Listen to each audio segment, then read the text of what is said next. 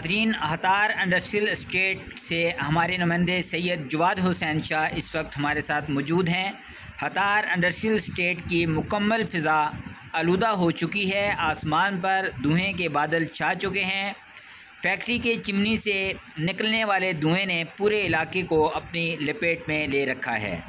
जी जवाद, आगाह कीजिएगा, क्या सूरत हाल है? जी अहमद सुल्तान, बहुत शुक्रिया। मैं इस वक्त मौजूद हूँ हतार इंडस्ट्रियल एस्टेट रेबर कॉलोनी 188 में, जहाँ सामने एक फैक्ट्री से धुएं का अखराज जारी है। आसमान पर धुएं के बादल आप देख सकते हैं। जी जवाद, बताइएगा ये कौन सी फैक्ट्री का धुआं है और इसमें क्या तैयार किया जाता है? अहमद सुल्तान, वैसे तो ये प्लांट अमीन पेपर मिल वालों का है, लेकिन वोल्टा ने ये प्लांट रेंट पर ले रखा है और यहाँ से सिक्का तैयार होकर वोल्टा को भेजा जाता है। इस वक्त जो आप धुआं देख रहे हैं ये इसी मिल का है। यहाँ पर सिक्का तैयार किया जाता है जिससे ये जहरीला धुआं फ़िज़ा को आलूदा कर रहा है। जवाद शाह, बताइएगा फ़िज़ा को आलूदगी से बचाने के लिए महकमे अपना क्या किरदार अदा कर रहे हैं?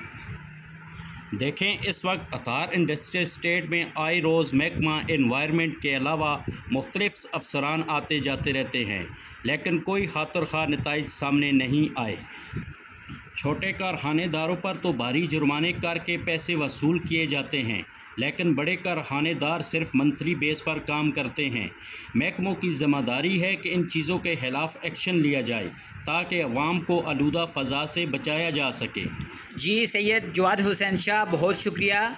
सैयद जवाद हुसैन शाह हमें आगाह कर रहे थे हतार इंडस्ट्रियल एस्टेट हतार से।